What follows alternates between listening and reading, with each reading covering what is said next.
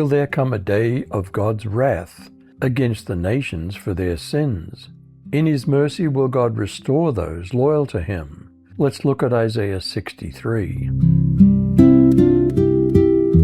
After dealing with Bozrah, the capital of Edom, will God speak to save. Who is this that comes from Edom, with dyed garments from Bozrah? This that is glorious in his apparel, traveling in the greatness of his strength. I that speak in righteousness, mighty to save. Why is God's clothing red like red grapes? Who did God punish for sins against Israel? Why is your clothing red, and your garments like the one who treads in the winepress? I've trodden the wine trough alone, and from the peoples there was no man with me. I also trod them in my anger, and trampled them in my wrath, and their lifeblood sprinkled on my garments, and I stained all my clothes. For the day of vengeance was in my heart, and my year of redemption has come. I looked, and there was no one to help, and I was astonished, and there was no one to uphold. So my own arm brought salvation to me, and my wrath upheld me. I trod down the peoples in my anger, and made them drunk in my wrath, and I brought down their lifeblood to the earth.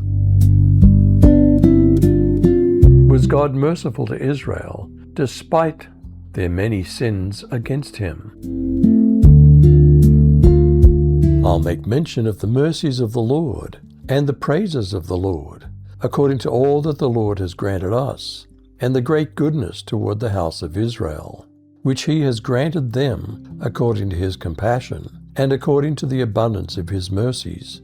For He said, certainly they are my people, sons who will not deal falsely. So He became their Savior. In all their distress He was distressed, and the angel of His presence saved them. In His love and His mercy He redeemed them, and He lifted them and carried them all the days of old. What were some examples of Israel's rebellion against God?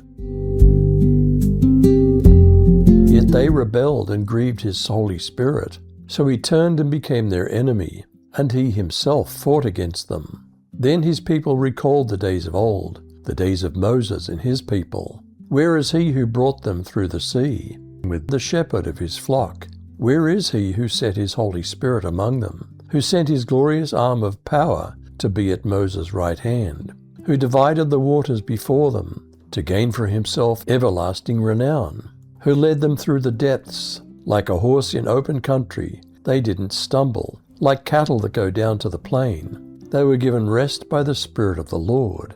This is how you guided your people to make for yourself a glorious name. When God feels far away, what should we do? Do we pray that the Lord returns for His inheritance?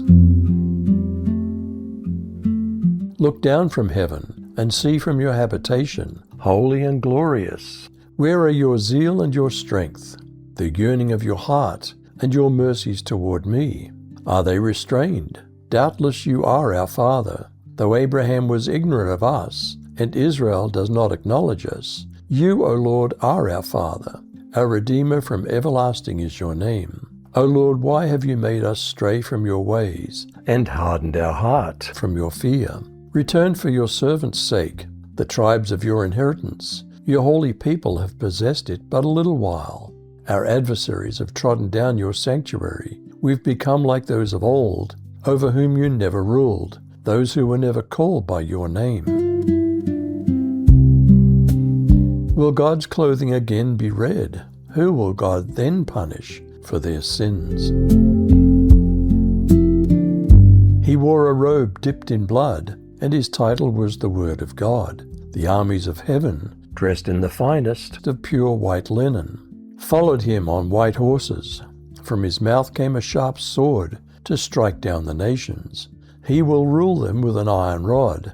He will release the fierce wrath of God, the Almighty, like juice flowing from a winepress. Will there come a day of God's wrath against the nations for their sins? In His mercy will God restore those loyal to Him? You decide.